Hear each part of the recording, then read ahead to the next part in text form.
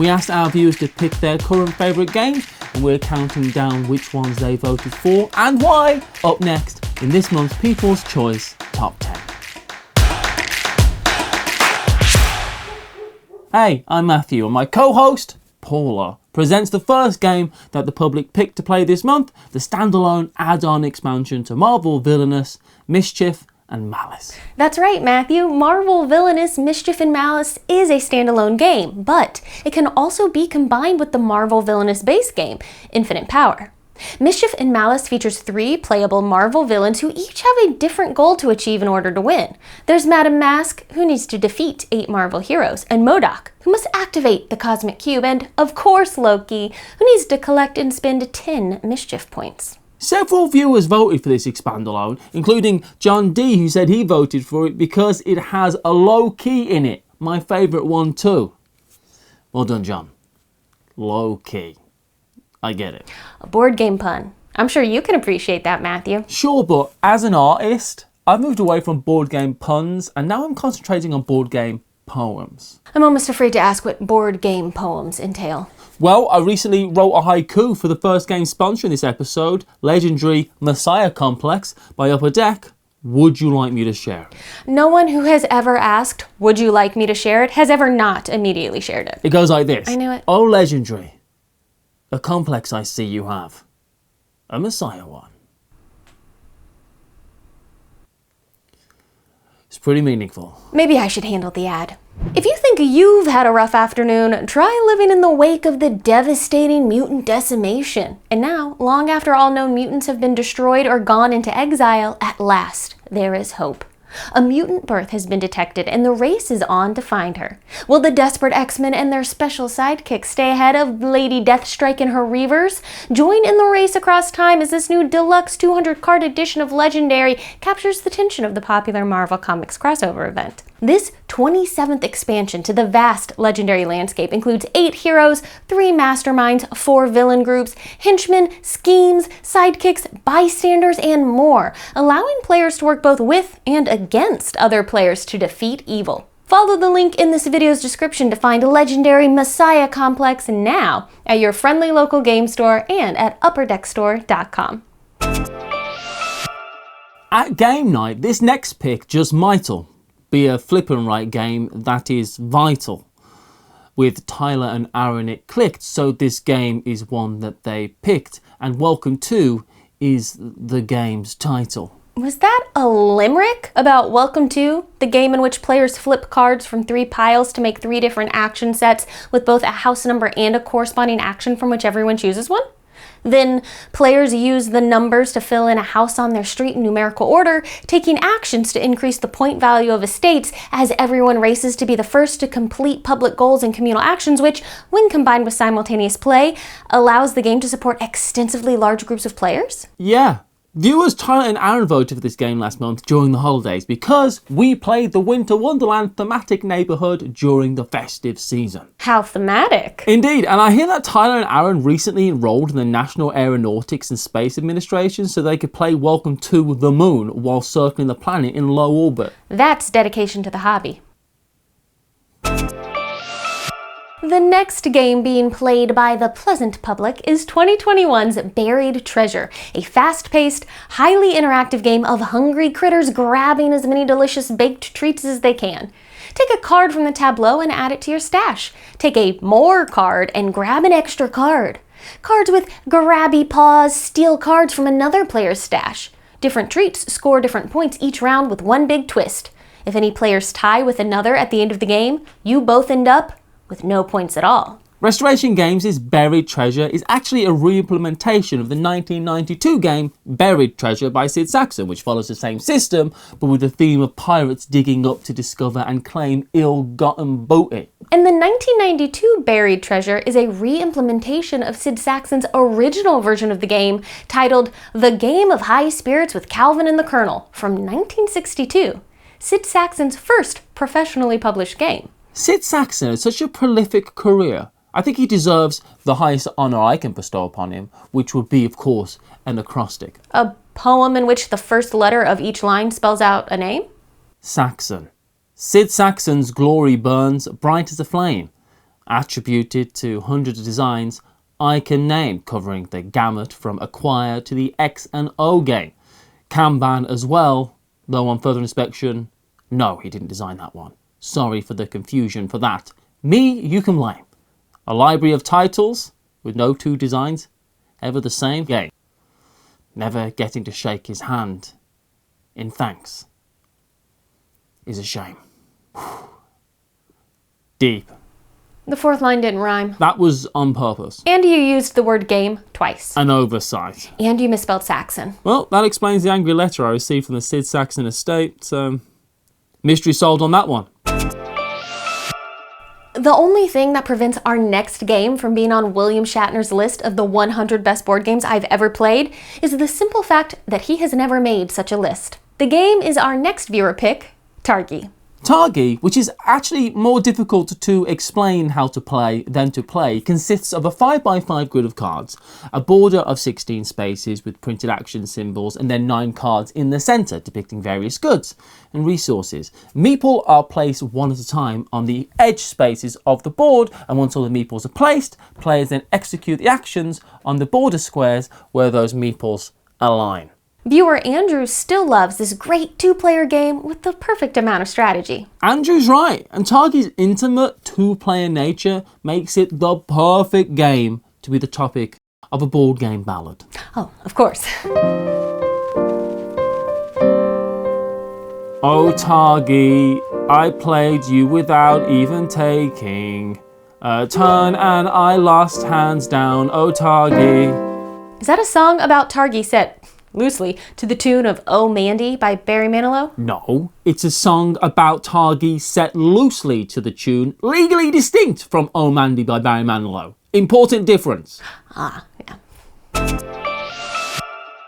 The next game worked its way into our viewers' top 10, in part after viewer Preston E watched Australian mathematician Matt Parker's recent video on the maths behind the game and became thoroughly intrigued. The game, of course, is Double. Oh, here in the States we call the game Spot It. Doesn't surprise me, Paula. Lots of games have different names overseas. For example, over here, Clue is Cluedo. Oh yeah, I knew that one. Well, how about this? You say Chutes and Ladders, we say Snakes and Ladders. Checkers? Drafts. Parcheesi. Ludo. Panic on Wall Street. Panic on Canary Wharf. Friedman Freeze. Friedman Chips. But what's important here is that Double features 8 different symbols, with the symbols varying in size from one card to the next. Any 2 cards have exactly one symbol in common. And in this basic game, players reveal one card, then another card, and whoever spots the symbol in common on both cards claims the first card, and then another card is revealed for players to search, and so on. Whoever has collected the most cards with the 55 card deck runs out, wins. Did I mention the cards? The next game the people choiced is Canopy, a game in which 2 players compete to grow the most bountiful rainforest, growing tall trees and lush jungle plants to attract the most diverse wildlife.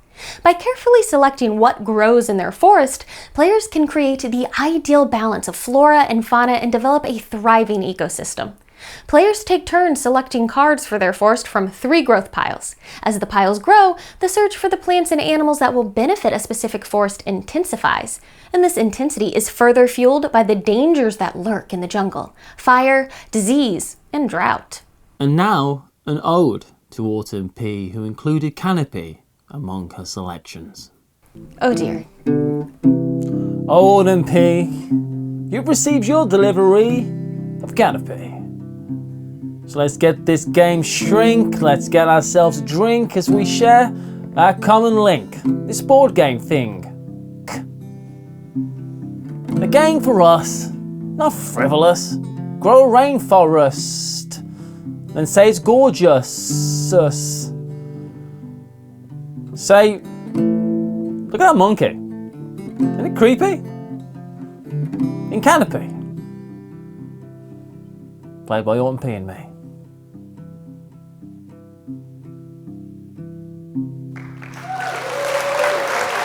The Matthew Jude Board Game Musical Poetry Jam is sponsored in part by Skate Summer from Pandasaurus Games. It's It's skate summer and you're riding the sun-drenched half-pipes of Pelican Park. Locals know there's no ledge too high, no rail too long, and no ramp too dangerous for you and your crew. Nail rad trick combos and show off your skills, but be careful. The longer you stay on your board, the more likely you are to bail. Leave your mark around town, collecting all the skater upgrades from each corner of the board. Get some big air or roll down a ramp to get there even faster. Do you have what it takes to be the best skater? Or will you fade into the sunset? Perform combos, earn points with super skills, and pull off the best moves to pull out the ultimate win. Follow the link in this video's description to the Skate Summer Kickstarter running through February 11th, cause summer comes early this year with Skate Summer. The next people's pick is Riverside. Designed to be a different kind of roll and write game, it comes with a modular game board which determines the available routes. On a river cruise boat, everyone follows the same path, but each player can take their tourists in different directions and plan ahead, but be aware that dice may force a change of plans. Some tours are short with low points and bonuses, while others are long with higher points and bonuses. But which is better? There's no easy answer, because each game plays differently. Viewer Autumn P also cast votes for Riverside, pointing out that this game was mentioned on the This Game is Broken podcast, and now I'm obsessed, but can't get this Winter Wonderland boat tour. Maybe I'll just book an Alaskan cruise. That sounds pretty good. And thank you, Autumn, for mentioning This Game's Broken. Also, your mention of booking an Alaskan cruise reminds me of mankind's highest form of poetic achievement, that of the jingle. They're the highest achievement. Product jingles are concise, efficiently worded stanzas, optimised to get a point across fast. They're the lyrical microwave oven. Okay, let's hear your product jingle for Riverside. Riverside, purchase it with money. That's exactly what I was expecting, actually. To be fair, I'm still workshopping it. No, I'm the one who's encouraging your behavior, so it's my fault, really. And now, Borderlands Mr. Torg's Arena of Badassery, a cooperative combat action board game in which a team of vault hunters face off against a collection of skags, bandits and assorted psychos. I'll leave you to insert a joke about your own government institution here. Players can partake in one-off battles filled with explosions, slaughter-splosions, source-splosions, and loot-splosions, or play a series of deadly fights in campaign mode.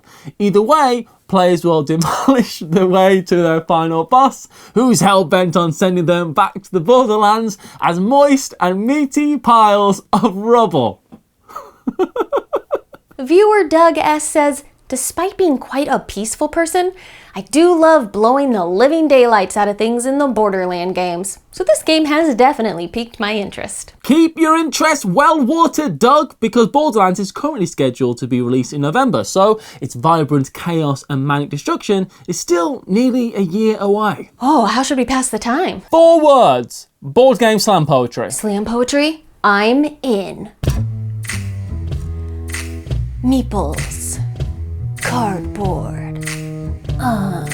The papery, tactile sensation of resource tokens aplenty sets my mind adrift in a sea of die-cut, screen-printed possibilities. Put jelly on Catan and eat it as a snack. On second thought, board game slam poetry is an awful idea, and I regret mentioning it.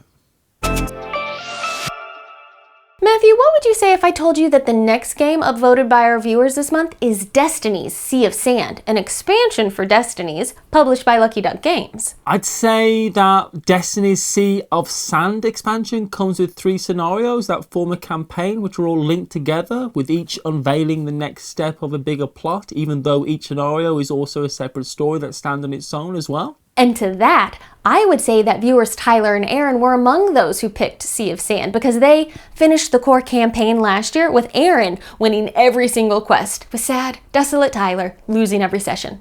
He didn't like the game as much, poor thing. Maybe the sands will shift in his favor in this expansion. And to that, I would launch into my historical epic, chronicling the devious exploits of the sinister Jinn at the heart of this Saharan tile placement role-playing game. Historical epic?